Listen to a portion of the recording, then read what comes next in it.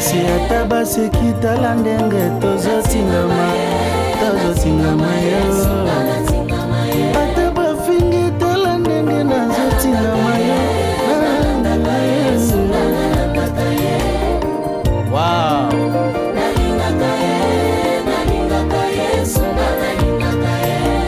Que rien ne me sépare de l'amour de Dieu. Après tout, Natike Lioni.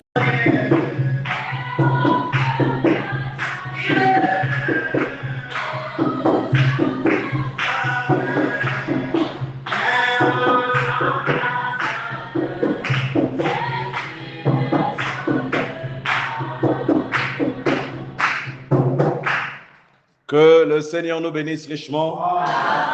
Que Dieu nous bénisse abondamment. Alors nous sommes dans la joie d'être dans la maison du Seigneur. Nous allons dire un mot de prière. Éternel notre Dieu, notre roi, nous bénissons ton nom pour ce rassemblement de ce soir. Seigneur, nous venons devant toi, ô Dieu, non pas comme par habitude, mais parce que nous avions la révélation que tu nous parleras, Seigneur, ce soir. De la même façon que tu faisais descendre la manne dans le désert chaque jour.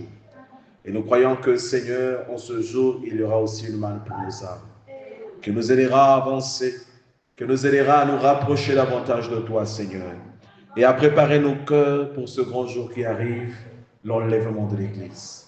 Seigneur notre Dieu, nous prions que tu bénisses nos cœurs. Nous prions que tu disposes nos âmes. Et nous prions, Seigneur, que tu nous emmènes à être connectés à ta parole. Seigneur, ne nous laisse pas repartir tel que nous sommes venus, car si nous avions quitté nos maisons, c'est pour un but, Seigneur. Nous voulons changer. Nous voulons être meilleurs, Seigneur. Nous voulons être des références, ô Dieu. Ainsi, laisse qu'au moyen de ta parole, tu puisses toucher nos cœurs. Nous ne comptons que sur ta grâce. Mets-moi simplement hors du chemin et parle à ce peuple, Seigneur. Au nom de Jésus-Christ. Amen. Amen. Que Dieu nous bénisse. Amen. Alors, aujourd'hui, nous allons aborder un nouvel enseignement. Nous allons marquer une pause sur le résumé de la loi. On n'a même pas touché au résumé de la loi. On est parti par une présentation. Nous avions parlé du porte-parole. Nous avions commencé à parler des commandements. Mais Dieu a sa façon de conduire les choses. Et aujourd'hui, il a voulu que nous commencions un autre enseignement qui bénira certainement nos âmes ce soir. Alors, nous allons prendre Deutéronome au chapitre 4, au verset 6. Nous lirons aussi Ésaïe 28, 9 et 10. Nous prendrons enfin Luc 2, au verset 52. Donc, nous commençons par Deutéronome 4, au verset 6. Deutéronome 4, au verset 6. La Bible déclare: vous les observerez et vous les mettrez en pratique. Là, il est question des commandements et des lois que l'Éternel a donnés à Israël. Car ce sera là votre sagesse et votre intelligence aux yeux des peuples qui entendront parler de toutes ces lois et qui diront: cette grande nation est un peuple absolument sage et intelligent. Ésaïe 28, versets 9 et 10. À qui veut-on enseigner la sagesse? À qui veut-on donner des leçons? Est-ce à des enfants qui viennent d'être sevrés, qui viennent de quitter la mamelle? Car c'est précepte sur précepte, précepte sur précepte, règle sur règle, règle sur règle. Un peu ici, un peu là. Luc 2, verset 52. Et Jésus croissait en sagesse, en stature et en grâce, devant Dieu et devant les hommes. Amen. Vous pouvez vous asseoir, on va encore dire avant de prier. Glorieux Saint-Esprit de Dieu, je m'attends à toi, Seigneur. Je ne sais pas comment tu conduiras les choses ce soir, mais je sais que tu parleras à un cœur. Je sais que tu conduiras selon la parfaite volonté et le dessein que tu as prévu pour ce soir. Mets-moi simplement du chemin, Seigneur. Utilise mes lèvres, utilise mon cœur, utilise tout ce qui est pour moi, Seigneur. pour apporter une bénédiction à un cœur, car cela me suffira. Au nom de Jésus-Christ. Amen. Que Dieu le bénisse encore une fois. Alors, l'enseignement de ce soir, nous l'intitulons « Sagesse chrétienne ». Amen. Ça semble être bizarre comme titre. « Sagesse chrétienne ». Nous allons juste introduire aujourd'hui. Et au fur et à mesure, le Seigneur nous accordera la grâce de prendre point par point. Nous parlons de la sagesse chrétienne. Et nous avons lu à 3 endroits, Deutéronome 4, 6, Ésaïe 28, 9 et 10, et Luc 2, 52. Le mot sagesse ici n'est pas étranger à la Bible. La Bible parle de cela. Nous remarquons que dans différents passages que nous avions lus ce soir, il est question de la sagesse. Dans Deutéronome 4, par exemple, que nous avions lu, il nous est dit que ceux qui entendront parler de toutes ces lois diront que cette grande nation est un peuple absolument sage et intelligent. Est-ce que vous êtes là? Et dans Ésaïe, nous voyons un prophète en train de rugir. Dit, à qui veut-on enseigner la sagesse? À qui veut-on donner des leçons? Est-ce que vous voyez? Et quand nous allons dans Luc, nous remarquons que Jésus croissait en sagesse, en stature et en grâce. Non seulement devant les hommes, mais également devant Dieu. Et je tiens à souligner que le chrétien ou le croyant n'est pas censé être statique. Est-ce que vous comprenez cela? Le croyant est censé évoluer. Le croyant est censé grandir. Le croyant n'est pas censé être un enfant pour toujours. D'ailleurs, Paul a dit une fois dans la Bible, il y a longtemps que vous devriez être des maîtres, mais vous en êtes encore au lait. Est-ce que vous comprenez cela? Nous sommes appelés à commencer un jour. Et nous sommes appelés à faire nos preuves, à grandir. Et en grandissant, nous acquérons de la sagesse. De la même façon que nous grandissons physiquement, nous devons aussi grandir en intelligence et en sagesse. Amen. Donc, il y a un point de départ de toutes choses. C'est depuis que vous avez commencé jusqu'à aujourd'hui, vous ne sentez pas d'évolution. Ça veut dire qu'il y a un problème. Ça veut dire qu'il y a un souci quelque part qu'il faut corriger. Parce que la nature nous enseigne que vous devrez grandir. Et une personne qui ne grandit pas est généralement, on dit que cette personne-là a une maladie. Amen. Elle a une maladie, elle ne peut pas grandir physiquement. C'est un problème. Et c'est la même chose aussi dans le spirituel. Nous devons prendre de la taille. Nous devons prendre de la puissance. Nous devons aller de gloire en gloire, de puissance en puissance, de sagesse en sagesse. Nous parlons de la sagesse chrétienne. C'est quoi le mot chrétien? Ce mot nous est tiré du grec qui veut dire Christianos. Amen. Qui vient lui-même de Christos, qui veut dire oint, qui veut dire Messie. Donc, dans le mot chrétien, nous avons le mot oint. Nous avons le mot Messie. Donc, tel que vous êtes, vous vous dites des chrétiens et des chrétiennes. Ça veut dire qu'il y a sur vous une onction. Il y a sur vous quelque chose qui vous conduit, qui vous domine. Est-ce que vous comprenez cela? C'est ça des chrétiens. Un chrétien doit être oint. Non pas oint du mensonge, non pas oint du monde, mais oint de l'Esprit de Dieu. Parce que ce mot vient de Christ. Amen. Et quand nous proclamons être chrétiens, ça veut dire que nous sommes semblables à Christ. Nous sommes en train d'introduire. Mais il est intéressant de distinguer Quelle signification peut revêtir le mot chrétien?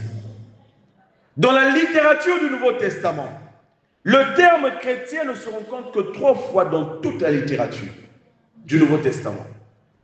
On nous parle de chrétiens dans Actes chapitre 11, au verset 26. Dans Actes chapitre 26, au verset 28. Et dans 1 Pierre chapitre 4, au verset 16. Il est important que vous notiez ces passages parce que cela pourra vous aider. Dans Actes chapitre 11, au verset 26, il nous est dit: et l'ayant trouvé, il l'emmena à Antioche pendant toute une année. Ayant trouvé qui? Paul. Ils se réunirent aux assemblées de l'Église et ils enseignèrent beaucoup de personnes. Ce fut à Antioche que pour la première fois, les disciples furent appelés chrétiens. Amen. Vous devez connaître l'histoire de l'Église. Vous devez connaître l'histoire du christianisme. Et la Bible nous apprend que l'Église est née à la Pentecôte. Amen. Et quand cette Église est née à la Pentecôte, ces personnes-là, on ne les appelait pas encore des chrétiens. Mais pour la première fois, c'est à Antioche. Quand ils ont vu leur façon de vivre, leur façon de parler, leur façon de faire des choses, ils reflétaient Christ en tout point. Et c'est de là où est venue cette inspiration qu'ils sont des chrétiens. Vous comprenez cela? Qu'ils sont des chrétiens. C'était où? À Antioche. Et dans Acte 26 au verset 28, nous retrouvons la deuxième partie où l'on parle de chrétiens. Là, il est question de Paul devant le roi Agrippa. Nous sommes dans Actes chapitre 26. Il est écrit: Agrippa, dit à Paul, il t'est permis de parler pour ta défense. Parce qu'on avait accusé Paul qu'il était quelqu'un qui troublait les nations. Et donc, il était devant la cour. Il devait être jugé. Et devant lui, il y avait le roi Agrippa et Festus. Voilà ce qu'il dit. Agrippa dit à Paul, il t'est permis de parler pour ta défense. Et Paul, ayant étendu la main, se justifia en ces termes. Je m'estime heureux, roi Agrippa, d'avoir aujourd'hui à me justifier devant toi de toutes les choses dont je suis accusé par les juges. Car tu connais parfaitement leurs coutumes et leurs discussions. Je te prie donc de m'écouter avec patience. Ma vie, dès les premiers temps de ma jeunesse, est connue de tous les Juifs, puisqu'elle s'est passée à Jérusalem, au milieu de ma nation. Ils savent depuis longtemps, s'ils veulent le déclarer, que j'ai vécu pharisien, selon la secte la plus rigide de notre religion. Donc Paul, c'était un pharisien. Amen. Et les pharisiens, c'était la secte la plus rigide. En d'autres termes, ils étaient légalistes. Tel que la loi était écrite là, c'est ça qu'ils appliquaient. Oui. Amen.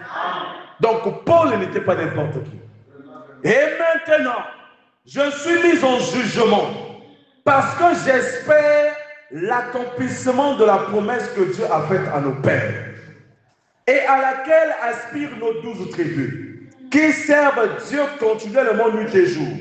C'est pour cette espérance, ô roi, que je suis accusé par les Juifs. Quoi? Vous semble-t-il incroyable que Dieu ressuscite les morts? Pour moi, j'avais cru devoir agir vigoureusement contre le nom de Jésus de Nazareth. C'est ce que j'ai fait à Jérusalem. J'ai jeté en prison plusieurs saints, ayant reçu ce pouvoir des principaux sacrificateurs. Et quand on les mettait à mort, je joignais mon suffrage à celui des autres. Donc Paul a testé la mort des chrétiens. Quand le diacre Étienne est mort, il avait approuvé sa mort. Pendant qu'on le lapidait, il avait donné son accord. dont il était coupable de mort. C'était un meurtrier. Et c'est cette personne-là que Dieu est allé toucher. Alléluia. Dieu n'a pas besoin d'une autorisation pour sauver une personne. Dieu n'a pas besoin, alléluia, de demander à X ou à Y, est-ce que je peux bénir un tel? Il est souverain dans sa façon de faire. Les gens pouvaient parler, les gens pouvaient tout dire de Paul, mais c'était le choix de Dieu. Et personne ne pouvait contester ça. Il savait que Paul était l'élément, alléluia, qui devait relever le défi. Il a vu ce qui était en lui. Et il savait que Paul, c'était son fils. Amen. Un jour, alors qu'il allait persécuter les chrétiens, il disait que c'était des gens qui n'étaient pas dans la bonne voie. Il avait des autorisations de souverain sacrificateur. Voilà qu'il se retrouve sur le sommet de Damas. Et pendant qu'il était là, Dieu qui connaissait toutes choses s'est révélé à lui. Une grande lumière lui est apparue. Alléluia. Paul ne pouvait fixer cette lumière. Elle était tellement forte. Elle brillait plus que le soleil. Amen. Notre Dieu est un soleil. Alléluia. Il est une grande lumière. Et de cette lumière sort une personne, sort une voix. Et Paul a entendu cette voix. Il dit, Paul, pourquoi me persécutes-tu? Alléluia. Cette grande lumière a parlé. C'était Dieu anamorphé. Dieu prenant une autre forme pour parler à Paul. Il savait que Paul lisait les Écritures. Il savait que Paul connaissait les Écritures. Et quand Paul a regardé cette lumière, il a dit, Seigneur, qui es-tu? Alléluia. Ils étaient enseignés que cette lumière-là, c'était le Jéhovah de l'Ancien Testament. Amen. Avant cela, ils ne voyaient plus cette colonne de feu. Amen. Mais ce jour-là, cette colonne de feu s'est manifestée. Et la Bible dit, d'autres n'ont pas pu voir cette lumière. Ils ont juste entendu la voix. D'autres inversement. Amen. Chacun selon sa grâce. Alléluia. Qui es-tu, Seigneur? Il savait que c'était l'Éternel. Et voilà comment la voix lui parle. Elle dit, je suis Jésus, que tu persécutes. Certainement qu'ils ont dit, oh, mais moi je pensais persécuter des gens qui n'étaient pas dans la vérité. Voilà comment Dieu défend sa propre parole. Et Paul a entendu cette voix. Et il a fléché les genoux. Il est devenu aveugle. Et de cette expérience-là, quelque chose s'est accroché en lui. Il a compris que cette lumière qui conduisait les enfants d'Israël dans le désert, c'était le Jésus qui s'était manifesté dans la chair. Est-ce que quelqu'un m'entend? Et c'est ce témoignage-là qu'il donnait devant la cour, devant le roi Agrippa. Il continue en disant, pour moi, j'avais cru devoir agir vigoureusement contre le nom de Jésus de Nazareth. C'est ce que j'ai fait à Jérusalem. J'ai jeté en prison plusieurs des saints ayant reçu ce pouvoir des principaux sacrificateurs, et quand on les mettait à mort, je joignais mon suffrage à celui des autres. Je les ai souvent châtiés dans toutes les synagogues, et je les forçais à blasphémer. Il les forçait à blasphémer. Dans mes excès de fureur contre eux, je les persécutais même jusque dans les villes étrangères. C'est dans ce but que je me rendis à Damas, avec l'autorisation et la permission des principaux sacrificateurs.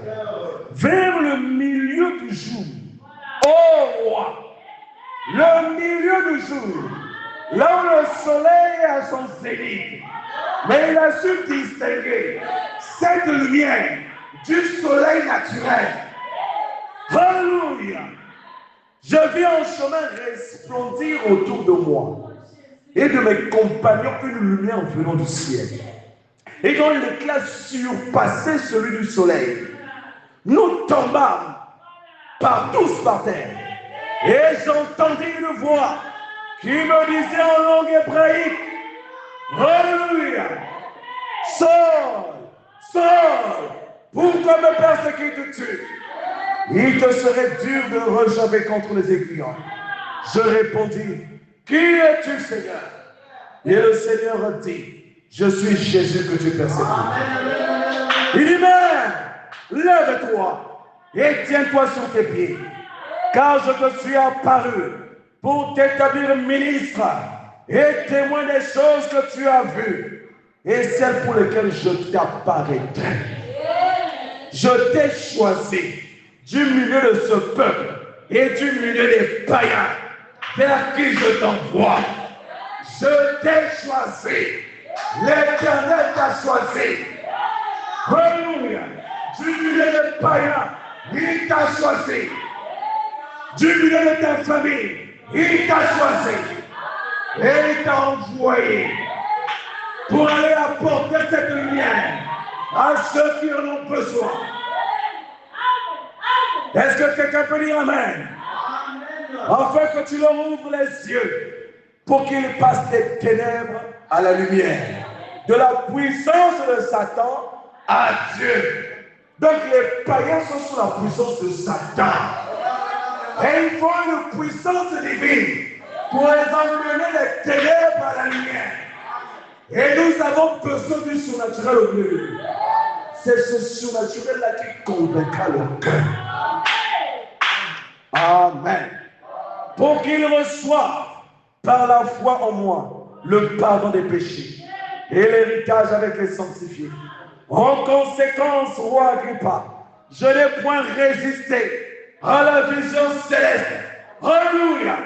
Il n'a point résisté. Quand Dieu se révèle à toi, tu ne peux plus résister. Tu peux tout faire. Je n'irai pas là-bas. Je ne ferai rien. Mais tiens-toi tranquille. Tu le feras. Parce que c'est Dieu qui a parlé. Je n'ai point résisté à la vision céleste. À ceux de Damas d'abord, puis à Jérusalem, dans toute la Judée, et chez les païens, j'ai prêché la repentance et la conversion à Dieu, avec la pratique d'œuvres dignes de la repentance. Il dit, voilà pourquoi les Juifs se sont saisis de moi dans le temple et ont tâché de me faire périr. Mais grâce au secours de Dieu, j'ai subsisté jusqu'à ce jour, rendant témoignage devant les petits et les grands, sans m'écarter en rien de ce que les prophètes et Moïse ont déclaré de voir arriver. Savoir que le Christ souffrirait et que ressuscité le premier d'entre les morts, il annoncerait la lumière au peuple et aux nations. Comme il parlait ainsi pour sa justification, Festus dit à haute voix, tu es fou, Paul, ton grand savoir te fait déraisonner. Et il répond à Festus, je ne suis point fou, très excellent Festus. Alléluia. Il était respectueux. Amen. On l'a traité de fou, mais il savait qu'il était devant une autorité. Il a dit, je ne suis point fou, très excellent Festus. Répliqua Paul, ce sont au contraire des paroles de vérité et de bon sens que je prononce. Le roi est instruit de ces choses et je lui en parle librement, car je suis persuadé qu'il n'en ignore aucune, puisque ce n'est pas en cachette qu'elles se sont passées. Crois-tu au prophète, roi Agrippa? Je sais que tu y crois. Et Agrippa dit à Paul, tu vas bientôt me persuader de devenir un chrétien. Alléluia. Le témoignage de Paul a convaincu le cœur du roi. Il est parti d'un témoignage vivant. Il a partagé le témoignage. Tu n'es pas obligé de connaître les Écritures de A à Z pour exhorter une personne. Tu peux par ton témoignage personnel gagner cet homme à Christ en lui parlant de tes expériences. Des expériences réelles qui ont touché ta vie. qui ont changé ta vie. Si c'est Dieu qui s'est révélé à toi, il y aura quelque chose qui va se dégager, qui va toucher le cœur de la personne. Amen. Voilà le deuxième endroit où l'on voit le terme chrétien, où Paul défend sa cause en tant que chrétien. Nous poursuivons. 1 Pierre chapitre 4 au verset 16. La Bible dit ce qui suit. Est-ce que vous êtes là? Amen. Est-ce que ça vous fait du bien? C'est ça l'enseignement. L'enseignement positionne l'Église. L'enseignement donne une colonne vertébrale à l'Église. Amen. 1 Pierre 4 verset 16. Mais si quelqu'un souffre comme chrétien, qu'il n'en ait point honte, et que plutôt il glorifie Dieu à cause de son âme. Si tu es chrétien, tu ne dois pas avoir honte d'être chrétien. Il y a des gens qui ont honte de dire qu'ils sont chrétiens. À la cité, ils ont honte, même de se balader avec leur Bible en main. N'ayez pas honte. C'est une grâce d'être appelé chrétien. C'est une grâce de souffrir pour Dieu. Amen. Maintenant, la question se pose. Dans Actes chapitre 11, c'est ce que nous avions dit. On les appelait pour la première fois des chrétiens. Mais avant, on les appelait comment? C'est la question qu'on se pose. Comment les reconnaissait-on? Comment appelait-on ces personnes-là? Eh bien, les premiers chrétiens se servaient d'autres termes pour se désigner eux-mêmes. Ils se disaient des disciples. Amen. On les appelait des disciples. Disciple, ça veut dire que le disciple, il a un maître. Vous comprenez cela? Quand on voit le disciple, on voit l'image du maître. Et vous êtes les disciples de Jésus. Et on doit voir la vie de Jésus en vous. Et le disciple n'est pas plus grand que son maître. Comprenons ces principes de la parole. Branham n'est pas plus grand que Dieu. Il est un disciple de Jésus. Amen. Oui. On les appelait frères. Mon frère, ma soeur. Et tout le monde le sait. Même le monde païen le sait. Quand on t'appelle frère, on sait que tu crois en quelque chose. Tu crois en Dieu. Donc nous sommes des frères et des sœurs. Alléluia. Dans la foi. Amen. Nous devenons une famille chrétienne. Et une famille doit se soutenir. Une famille doit s'entraider. Une famille doit s'aimer. Une famille, pour être une famille, il doit y avoir de l'amour. Amen. Aujourd'hui, dans presque toutes les familles de la terre, ils sont divisés. Chacun de son côté. Alléluia. Parce que la sémence de discorde est entrée. L'amour est parti. Vous comprenez cela? Mais là où il y a l'amour, les gens sont unis. Et en tant que famille chrétienne, nous devons être unis par les liens sacrés d'amour. Amen. Nous sommes des frères en Christ. Alléluia. Nous ne sommes pas des frères en crise, mais nous sommes des frères en Christ. Est-ce que vous saisissez cela? Nous avons la grâce d'être appelés fils et filles de Dieu. Et ce n'est pas donné à tout le monde. C'est un privilège. Alléluia. Vous pourrez lire Romains 16, verset 14 ou Acte 9 au verset 30. On les appelait aussi des élus. Alléluia. Colossiens 3, verset 12. Romains 8, verset 33. Ils sont des élus de Dieu. Amen. Vous avez été élus par Dieu. Vous avez été choisis par Dieu. Le fait que vous soyez là, c'est un choix de Dieu. Ils étaient aussi appelés des saints. Amen. Parce que c'était des gens consacrés. Des gens qui étaient mis à part. Ils ne ressemblaient pas aux autres. Ils étaient des saints. Et nous n'appelons pas ça ceux qui sont morts seulement. Mais nous appelons saints aussi les vivants. Alléluia. Oui. Saint Emma, que Dieu te bénisse.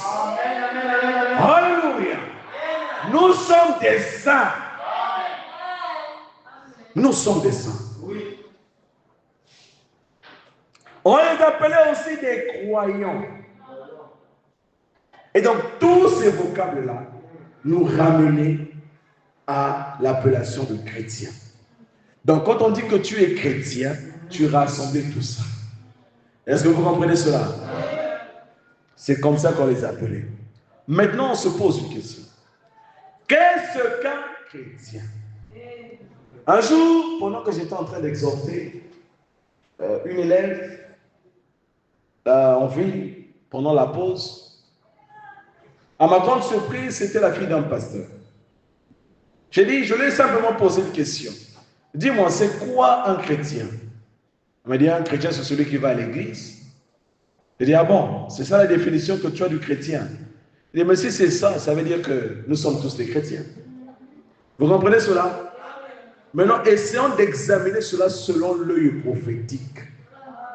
Dans la brochure, les images de Christ. Prêché le 25 mai 59. Saisissez ces choses. Ce sont des choses simples, mais qui vous positionnent. Amen. C'est pourquoi on entend si souvent cette expression. Oh, qu'est-ce qu'un chrétien? On pose la question. Certaines personnes limitent cela au fait de se joindre à une église. Vous allez à l'église et on vous appelle chrétien. C'est faux. À l'église, on reçoit tout le monde. C'est pas parce que tu viens à l'église que tu es un chrétien.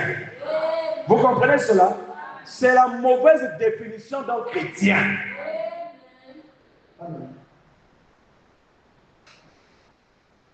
Il dit, quelqu'un a dit, eh bien, un chrétien, c'est un membre d'église.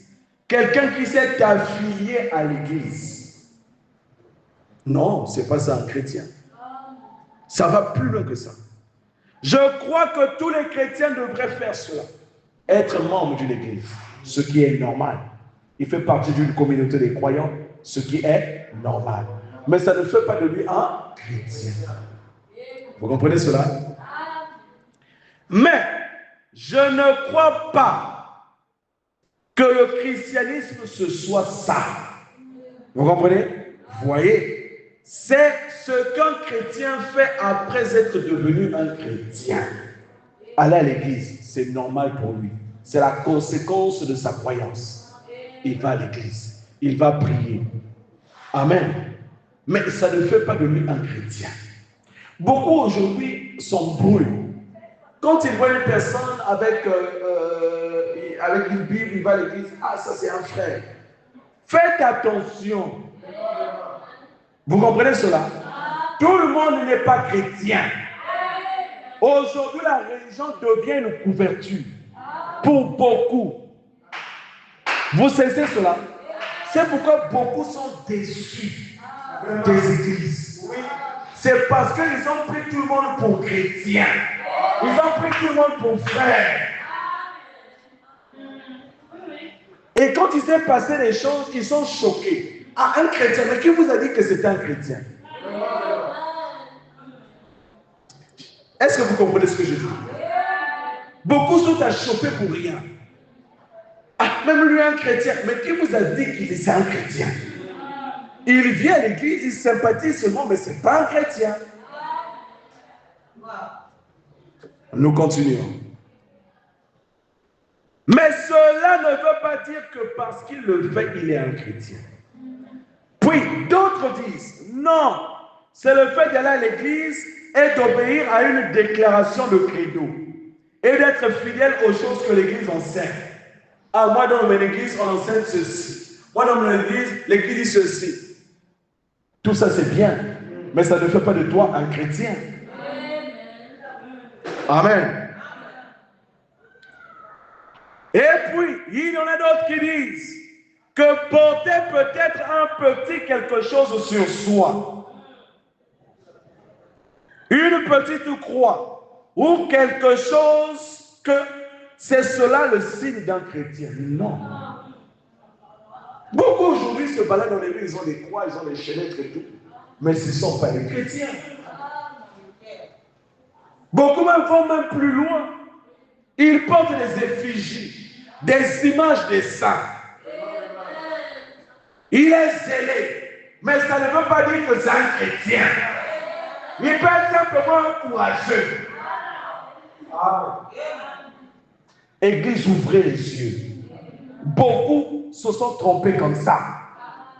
Ah, le frère là, oh, tu vois pas comment il est zélé. Ça ne fait pas de lui un chrétien. C'est pas parce qu'il a une croix, il a la photo de frère Branham, il a une brochure en main que c'est un chrétien. Faites attention. Nous sommes dans la Odyssée. Amen. L'âge de la séduction. Et le prophète dit que tous les démons de l'enfer se sont acharnés sur cet âge. Et ce que nos pères ont connu hier, aujourd'hui nous le connaissons doublement. Les épreuves que les jeunes d'aujourd'hui vivent sont plus que ceux qui ont vécu hier. Vous comprenez cela? C'est pas parce qu'on a des photos que... Non, ça ne fait pas de nous les chrétiens. Bon. Et puis, il y en a d'autres qui croient que peut-être s'ils brûlent un cierge ou font une sorte de pénitence, que c'est ça être un chrétien. Il y en a d'autres qui se morfondent.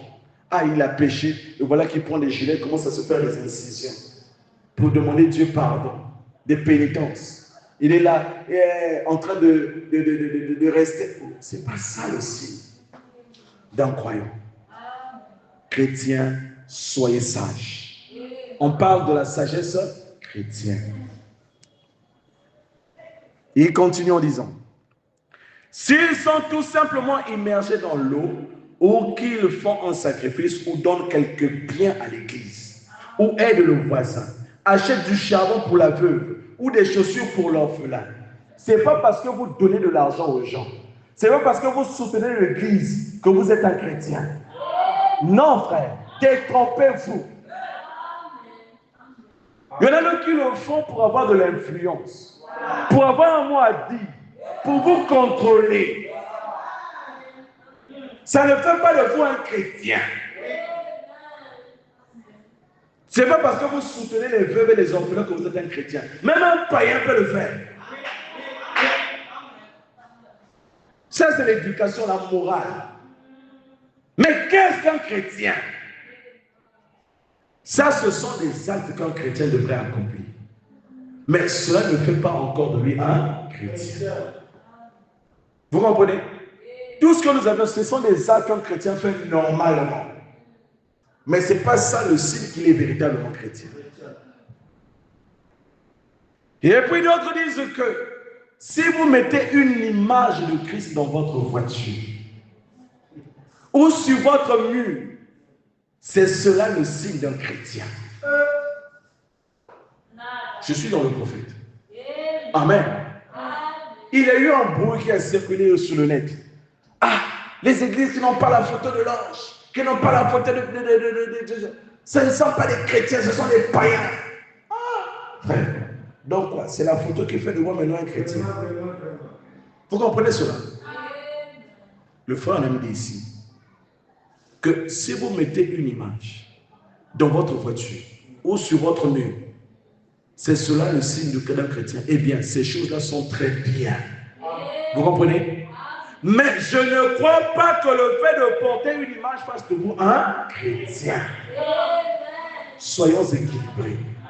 Ce sont des bonnes choses. Ce sont des témoignages vivants. Mais ça ne fait pas de nous des chrétiens.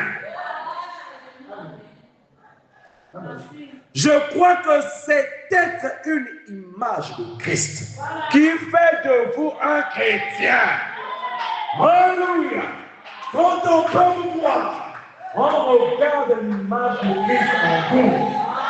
Vous devenez une Bible vivante, une lettre écrite. On peut lire le livre de Matthieu en vous. On peut lire le livre des Actes en vous.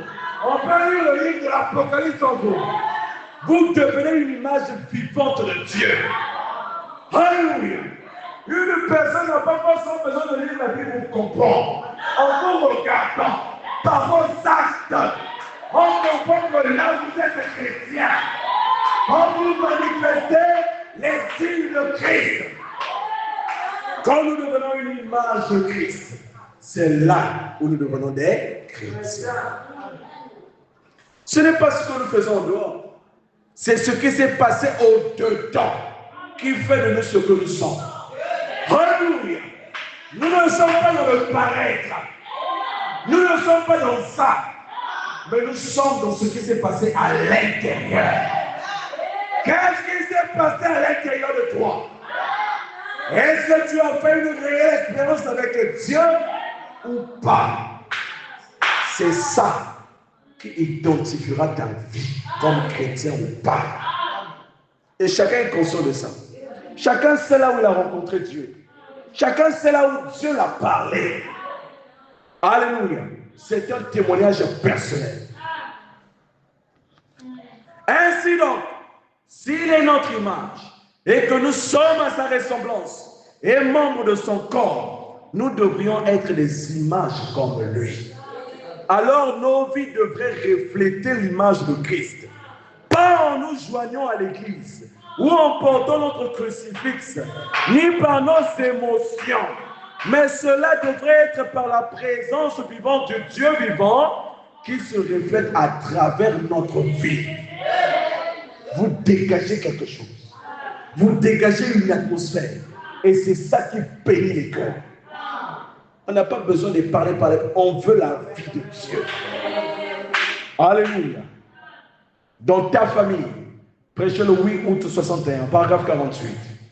Vous dites, eh bien, cela signifie un combéliste. Comme je dirais aujourd'hui, un catholique pour être chrétien. Amen. Il dit non. Non, on les appelle simplement des chrétiens. C'est pourquoi nous disons que nous sommes des chrétiens. Amen. Nous sommes des chrétiens. Nous sommes des images de Christ. C'est ça, frère. Nous avons besoin de ça. Mais être chrétien, ce n'est pas être membre d'une église. C'est une expérience que vous avez faite en naissant dans la famille de Dieu. Une expérience. Paul a eu son expérience. Il est né dans la famille de Dieu. On a vu les œuvres que Paul a manifestées. Vous comprenez cela? Moïse a eu une expérience avec Dieu. Et on a vu ce qu'il est devenu. Judas, qu'est-ce que je dis? Jacob a eu une expérience avec Dieu. Et on a vu ce qu'il est devenu. Vous comprenez cela? Il est question d'une expérience personnelle avec Dieu. Tu dois avoir ton jour du calvaire. Tu dois avoir ton jour de la Pentecôte. C'est ça qui t'identifiera comme étant un chrétien. Maintenant, nous savons comment identifier un chrétien. Il doit être une image de Christ. Vous comprenez cela? Une image ne parle pas. Mais quand vous regardez, vous voyez, vous comprenez déjà. Le monsieur là, il a quelque chose de Dieu. Vous comprenez? Comment un sorcier fait pour reconnaître un sorcier? C'est parce qu'il y a une profondeur en lui qui attire la profondeur qui est dans le sorcier. Et il identifie comme étant membre de sa famille. Mais le chrétien aussi doit se reconnaître. Si vous êtes chrétien, vous saurez si l'autre l'est ou pas. Parce que l'esprit qu'il y a en lui, c'est le même qu'il y a en vous. Amen. C'est pourquoi les chrétiens ne se combattent pas. Amen. Est-ce que vous savez cela? Être chrétien, c'est être comme Christ. Et un chrétien ne peut pas être chrétien avant que Christ n'entre en lui. Que la vie de Christ ne soit entrée en lui. Cela produit alors la vie que Christ a vécue. Et vous faites les œuvres que Christ a faites. De quoi je parle? D'une relation personnelle avec Christ. La sagesse chrétienne. C'est quoi un chrétien? C'est une image de Christ. C'est quoi un chrétien? C'est quelqu'un qui a une expérience avec Christ. Maintenant, vous savez qu'un chrétien, ce n'est pas celui qui vient tous les jours à l'église. Tu peux venir tous les jours à l'église, dire des amens, mais tu n'es pas chrétien. Vous comprenez cela? C'est fort, mais c'est la vérité. Vous pouvez faire 10 ans, 15 ans, venir à l'église, mais vous n'êtes pas chrétien. Vous n'êtes pas encore devenu chrétien. Vous ne l'avez pas encore rencontré. Est-ce que quelqu'un est arrivé? Alors, nous parlons de la sagesse chrétienne. Et il y a une différence entre la sagesse et l'intelligence. Est-ce que vous me comprenez? Il y a une différence entre la sagesse et l'intelligence. L'intelligence, c'est la capacité de comprendre, de raisonner, d'analyser et de retenir les choses. Elle est liée à la connaissance et à la logique. Amen. Une personne intelligente, c'est une personne qui est logique, une personne qui est sensée. Une personne qui raisonne. Vous lui présentez une situation, il va raisonner. Par rapport à A plus B, ça donne ça. Ça, c'est l'intelligence. C'est cette capacité que vous avez de comprendre les choses. Amen. Mais la sagesse, quant à elle, c'est l'art d'utiliser correctement l'intelligence que vous avez. Vous comprenez cela? C'est pourquoi il y a des gens qui sont intelligents, mais ils ne sont pas sages. Vous comprenez cela? Il est intelligent à l'école, mais il n'est pas sage. Vous comprenez la différence? Donc la sagesse, c'est cette habilité que vous avez d'utiliser votre intelligence au bon moment. Amen. C'est ça la sagesse. C'est savoir quand, comment et pourquoi agir d'une certaine manière. C'est ça la sagesse. Et cette sagesse se manifeste dans le discernement. Amen. Vous discernez. J'aimerais dire quelque chose à papa, mais je crois que ce n'est pas le moment. Là, il est fâché. J'attends qu'il se calme un peu. Vous êtes sage. Mais une personne intelligente qui n'est pas sage. Papa, tu sais. Papa aussi fâché. Il dit, quitte là. Oui. Et pourtant, l'information qu'il apporte est réelle, elle est vraie, elle est bonne, mais seulement il n'a pas su le moment où donner l'information. Et le chrétien est sage. Le chrétien, c'est quelqu'un qui sait à quel moment parler, à quel moment agir, à quel moment faire des choses. Vous comprenez? Et celui qui est sage est aussi doté d'une intelligence. Mais celui qui est intelligent n'est pas forcément doté d'une sagesse. Alléluia. Est-ce que vous me comprenez? Et cette église doit être sage. Et cette sagesse-là doit nous conduire. Nous parlons de la sagesse chrétienne. Et vous pourrez lire Daniel chapitre 1, verset 17. Vous pourrez également lire Proverbe 9 au verset 10. Vous pourrez également lire Jacques 3 au verset 17. Ça vous parle des deux. Je vais quand même lire un passage. Il est dit, Daniel 1, verset 17. Dieu donna à ces 4 jeunes gens de la science, de l'intelligence dans toutes les lettres et de la sagesse. En plus de l'intelligence, il leur donna aussi la sagesse. Et là, on parle de Daniel, de Shadrach, de Meshach et d'Abednego. C'était des enfants remplis d'intelligence et de sagesse. Alléluia. Nous poursuivons. Et la sagesse n'est pas seulement savoir, mais savoir faire le bien selon Dieu. C'est pourquoi l'intelligence sans sagesse mène à l'orgueil. Inévitablement. Une personne qui est intelligente, si elle n'a pas de sagesse, elle deviendra orgueilleuse. Vous pouvez observer cela. À l'école, on a eu des gens comme ça. Très intelligents à l'école. Mais ils n'étaient pas sages. L'orgueil est monté. Ah, moi, je vais casser ça. Moi, je peux faire ça. Moi, je peux. Donc, c'est le moi maintenant qui se manifeste. Elle est intelligente, mais elle n'est pas sage. Or, nous avons besoin de la sagesse chrétienne. Merci. Amen. Alléluia. Salomon avait de l'intelligence, mais il demandait à Dieu de la sagesse pour conduire son peuple. Et Dieu aima sa demande. Vous comprenez cela? Il a aimé sa demande. Les rois qui sont venus avant lui étaient aussi intelligents. Mais la requête de Salomon était particulière. Il a compris que le peuple de Dieu est spécial. L'intelligence ne suffit pas. Il faut dire les choses au bon moment. Voilà comment Dieu lui oint d'une sagesse extraordinaire. Et c'est cette sagesse-là qui a emmené la paix en Israël. Et le prophète dit qu'ils ont vécu l'âge d'or. Alléluia. Il a rendu les choses, je ne sais pas comment dire ça, l'argent courant. Les gens n'avaient plus besoin de se casser la tête. Tout était libre. Le commerce, tout marchait. La sagesse. On a besoin de la sagesse chrétienne. Alléluia. Et l'Esprit de l'Éternel, quand il vient sur vous, il vous oint de sagesse. En plus d'être un don, tous ceux qui sont chrétiens ont cette sagesse en eux. Vous comprenez?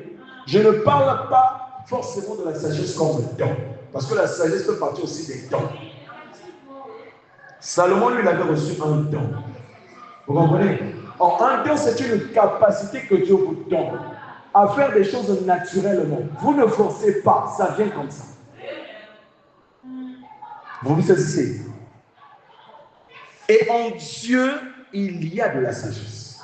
Et s'il nous manque de la sagesse, nous devons le demander à Dieu. Nous, les chrétiens, aujourd'hui, il nous manque beaucoup de sagesse. Nous avons la connaissance, mais nous n'avons pas la sagesse. Alléluia. Nous remplissons nos têtes des écritures, des citations et de tout ce qu'il y a. À la fin, nous devenons orgueilleux. C'est ça le résultat que nous avons. On ne respecte plus personne. On pense qu'on connaît tout. On est déjà arrivé. Manque de sagesse. Sagesse chrétienne. On en a besoin. Et la sagesse chrétienne est un concept fondamental dans la Bible. Elle ne se limite pas à l'intelligence humaine ou à la connaissance intellectuelle, mais elle désigne la capacité de voir les choses comme Dieu les voit et agir selon sa volonté. C'est ça la sagesse chrétienne. Agir comme Dieu veut, voir des choses comme Dieu les voit. Mais si vous avez l'Esprit de Dieu en vous, il vous conduira aussi. Vous comprenez? Quelquefois, nous commettons des erreurs parce qu'il nous a manqué de la sagesse. Quelquefois, nous avons des problèmes, c'est parce qu'il nous a manqué de la sagesse. Vous pouvez avoir raison sur certaines choses, mais la façon d'aborder la chose vous donne tort. Nous avons besoin de la sagesse chrétienne. Les gens tellement parlaient des mystères. Revenons aux fondamentaux. La sagesse chrétienne. Amen. Et la sagesse chrétienne est opposée à la sagesse du monde. Vous comprenez cela? La sagesse humaine se base sur la logique, l'expérience et les intérêts personnels. Mais la sagesse chrétienne vient de Dieu et conduit à la vérité. Et la vérité, c'est la parole. Si Moïse, devant le buisson ardent, a utilisé son intelligence, Dieu ne se serait pas manifesté à lui. Vous vous imaginez un buisson qui est en feu mais qui ne brûle pas. Intellectuellement, ça c'est quelle formule chimique. Je vais couper l'échantillon pour l'emmener au laboratoire. Ça c'est la sagesse intellectuelle du monde. Mais la sagesse de Dieu, ça c'est anormal. Ça va être surnaturel. Tu dois le rapprocher. Et quand il se rapproche, l'auteur de la sagesse se manifeste à lui. Vous comprenez cela? Amen. Avec les choses de Dieu, on ne raisonne pas. Oui. Et ça, c'était mon défaut. Je vous donne mon expérience. C'était mon défaut. Je raisonnais beaucoup avec la parole. Dieu te dit de faire ça. Est-ce que je peux faire? Oui. J'analyse selon la logique. Alléluia. Au point où Dieu m'a réprimandé durement, dit que tant que tu agirais ainsi, je ne t'utiliserai pas. Mais il a fallu que je m'abandonne. Il a fallu que je me dépouille. Il a fallu que je dise à Dieu, Seigneur, j'ai besoin de ta sagesse. Et c'est là où les choses ont commencé. Vous comprenez? La sagesse chrétienne, on a besoin de ça. La Bible dit que je détruirai la sagesse des sages et j'anéantirai l'intelligence des intelligents. Où est le sage? Où est le scribe? Où est le raisonneur de ce siècle? Dieu n'a-t-il pas convaincu de folie la sagesse du monde? 1 Corinthiens 1, verset 19 à 20. Alléluia. La Odyssée, c'est un monde intellectuel. Amen. 1 Corinthiens 3, verset 19. Car la sagesse de ce monde est une folie devant Dieu. Une folie. Essayez d'apporter la parole à quelqu'un qui a étudié. Vous verrez. Qu'est-ce que ton Dieu va m'apporter? C'est lui qui va payer mes études. Il commence déjà à vous clasher. Moi, j'ai besoin d'argent. Je dois aller travailler. Mais il oublie que s'il a envie, c'est grâce à Dieu. Voilà. Manque de sagesse. Oui, oui, oui. Vous cessez cela. On a besoin de la sagesse chrétienne. Et dans Jacques 1, verset 5, il est dit, si quelqu'un d'entre vous manque de sagesse, qu'il la demande à Dieu, qui donne à tout simplement et sans reproche. Il vous manque de sagesse, demandez à Dieu. Et il vous remplira de sagesse. Je bénis le Seigneur parce que c'est ce que j'avais demandé. Alléluia. Et il me l'a accordé. Vous comprenez cela? On doit être sage. Et c'est cette sagesse qui fera de vous quelqu'un de différent. Pendant que d'autres parlent, vous êtes calme. Vous écoutez. Vous observez. Et quand vous ouvrez la bouche, la solution est trouvée. Amen. On a besoin de sages dans le camp. On a besoin de chrétiens sages dans le camp. S'il nous manque de la sagesse, demandons cela à Dieu. Proverbe 4, verset 7. La sagesse est la chose principale. Acquiert la sagesse. Et avec tout ce que tu possèdes, acquiert l'intelligence. Et la Bible va même jusqu'à dire, une femme sage bâtit sa maison. Une femme qui n'est pas sage ne saura pas bâtir sa maison. Il n'y aura que trouble, il n'y aura que querelle. Rien ne sera en ordre. Mais si vous êtes une femme sage, vous construisez, vous bâtissez quelque chose. Vous comprenez cela? La sagesse chrétienne. Nous avons besoin de cette sagesse chrétienne. Et Dieu a donné cette sagesse à certaines personnes dans la Bible. Vous pourrez lire dans Exode chapitre 31. Vous voyez un personnage du nom de Betsalel, un homme que Dieu a doté de la sagesse pour construire les éléments du temple. Dieu lui donne de la sagesse, de l'intelligence pour manipuler les matériaux. Vous comprenez? Dieu peut vous doter de cette grâce-là. Vous, quand vous faites, c'est différent. Les autres, quand ils font, c'est à peu près. Parce que Dieu vous donne cette intelligence. Amen. Dieu donne toujours de la sagesse. Et il y a de l'avantage à avoir de la sagesse. Et la Bible dit dans Proverbe 3, versets 13 à 18. Heureux l'homme qui a trouvé la sagesse et l'homme qui possède l'intelligence. Car le gain qu'elle procure est préférable à celui de l'argent. Et le profit qu'on en tire vaut mieux que l'or. Ecclésiaste 7, verset 12. La sagesse protège comme l'argent protège. Donc vous avez des moyens de protection, vous ne savez pas. La sagesse protège comme l'argent protège. Mais l'avantage de la sagesse, c'est qu'elle fait vivre ceux qui la possèdent. Amen. Quelqu'un vient chez vous armé. Je veux voir maman. Ou je veux voir papa. Il est où? Mais vous savez qu'il est là. Vous direz quoi? Il est là? Question. Qu'est-ce que vous direz? Papa est là, maman est là. Mais si vous dites qu'il est là, on va le tuer. Et vous serez orphelin. Mais la sagesse chrétienne voudrait que vous protégiez votre parent. Ah, elle n'est pas là. Elle s'est déplacée. Vous comprenez? Vous ne péchez pas. Mais on a dit qu'il y a le discernement dans la sagesse. Parce que les intentions qui viennent avec cette personne, c'est de tuer. Amen. C'est ça, être chrétien. Alors, nous savons que la sagesse chrétienne nous emmène à vivre la parole. La sagesse chrétienne nous emmène à obéir à toute la parole. À ne pas considérer des oui-dits. Ah, il a dit, il a fait. Mais ta sagesse chrétienne te dit quoi? Tu dois tout examiner par la parole. Merci. Dans la brochure, baptême d'eau, on est en train d'atterrir. Prêché le 29 mars 59. Paragraphe 5.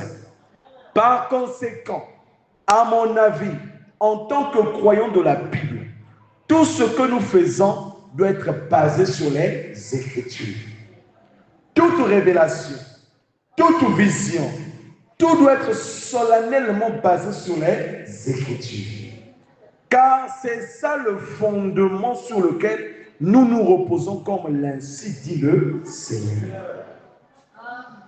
La sagesse chrétienne voudrait que tout ce que nous faisons repose sur l'Écriture.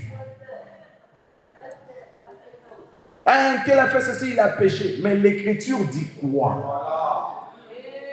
Quelle est l'Écriture qui te pousse à condamner ton frère? La sagesse chrétienne. Merci. Amen. Là, nous sommes dans Actes chapitre 17. Pour vous montrer que le chrétien, il est sage. Acte 17, verset 10 jusqu'au verset 11. La Bible dit que aussitôt les frères firent partir de lui Paul et Silas pour Bérée. Lorsqu'ils furent arrivés, ils entrèrent dans la synagogue des Juifs. La Bible dit, ces Juifs avaient des sentiments plus nobles que ceux de Thessalonique, les chrétiens de Bérée.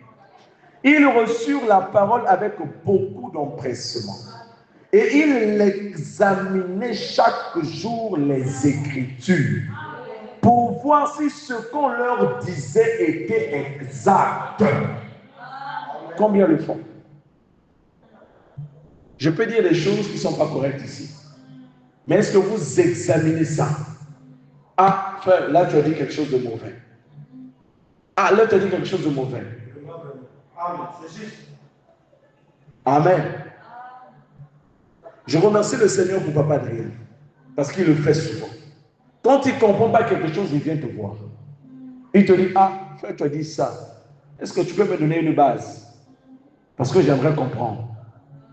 Et on donne la base. Et nous devons être comme ça. Cela fera qu'on se protège mutuellement. Vous comprenez cela? On ne dira pas des bêtises ou de la chair. On sait vraiment il y a quelqu'un qui va me poser la question. Les chrétiens de Bérée examinaient la parole tous les jours. Si ce qu'on leur disait était conforme. Ah, il a dit ceci. C'est écrit où dans la parole? Ils examinent. C'est comme ça que vous allez grandir. C'est ça la sagesse chrétienne. Aujourd'hui, les gens préféraient croire des déclarations que croire la parole de Dieu. On leur présente la parole et ils poudent. Mais ils prennent des déclarations, ils en font la parole. On ne doit pas être ainsi. En tant que chrétien, nous devons faire tout asseoir par la parole. Il s'agit ici de faire concorder l'écriture avec l'écriture et former un grand et magnifique tableau. Dans Hébreux chapitre 4, prêché le 1er septembre 57, paragraphe 58. Oh mes frères, laissez-moi m'arrêter ici un instant. Peu importe combien la parole est prêchée, combien vous aimez la manière dont elle est prêchée, si vous n'êtes pas vous-même participant à cela, elle ne vous servira à rien du tout. Vous comprenez cela? La parole peut être belle, merveilleuse ce jour-là à la réunion. Mais si vous n'y participez pas, cette parole ne vous servira de rien. C'est comme un canard sur qui on jette de l'eau. L'eau tombe et il n'est pas mouillé. Vous comprenez? Et beaucoup sont étonnés. Ah, mais moi, ma vie, je n'ai pas de bénédiction. Moi, ma vie ne change pas. Mais est-ce que tu es participant à ce qui se fait? Est-ce que tu prends la peine de prendre ces paroles et de les appliquer? Est-ce que tu fais un travail sur toi-même? Laissons un peu la vie des autres, concentrons-nous sur nous-mêmes. Où est-ce que nous en sommes avec Dieu? Amen. Et pour finir, le paragraphe 7 de la même brochure, non, Hébreux chapitre 1, cette fois-ci, prêché le 21 août 57. Il y a eu deux frères qui se sont approchés du prophète. C'était le frère Mercier et le frère Gaud. Il disait, frère Branham, je remarque ce que vous faites. Vous y mettez tout votre cœur. Quand il faisait un truc pour Dieu, il y mettait tout son cœur. Vous comprenez cela? Il a répondu, c'est la seule manière de faire un bon travail pour le Seigneur. C'est en mettant au premier plan, c'est en mettant au premier plan pour Christ tout ce que vous avez. Toute votre force, toute votre âme, tout votre cœur, toute votre pensée, tout ce que vous possédez. Quand vous faites quelque chose, faites-le comme il le faut. Ne faites pas parce qu'on vous a forcé de le faire, mais faites-le parce que c'est quelque chose qui a envie que vous devez faire. Vous ne voulez pas laisser. Quelqu'un d'autre le fera. Vous comprenez? On ne force pas les gens. Vous devez participer à la cause. Si vous pensez que vous devriez le faire, faites-le bien ou ne le faites pas. Il dit, voyez, laissez simplement la chose de côté. Si vous avez décidé d'être un chrétien, investissez tout ce que vous avez pour Christ. C'est-à-dire votre temps, votre talent, votre tout. Le temps que vous avez, investissez-le pour Dieu. Les capacités que Dieu vous a données, vous en avez. Telles que nous en avons tous. On a tous ces capacités. On doit mettre ça au service de Dieu. C'est comme ça que Dieu nous bénira. C'est comme ça que Dieu nous aidera. Vous n'êtes pas tous obligés à prêcher la parole. On n'a pas tous ce don-là. Mais vous pouvez avoir cette capacité de bien ordonner les choses dans l'église. Vous rangez les chaises, vous balayez. Amen. Ou vous détendez les frères quand ils sont un peu nerveux. Vous le faites parce que c'est en vous cette capacité-là. Il y a certaines personnes, dès qu'ils se présentent devant vous, vous vous mettez, vous vous détendez, vous êtes heureux. Vous comprenez cela? C'est en lui. Mettez cela au service de Dieu. On a besoin de ça. Amen. Faites quelque chose, peu importe ce que c'est, pour Dieu. En Christ, il n'y a pas des ouvriers sans emploi. On a tous quelque chose à faire.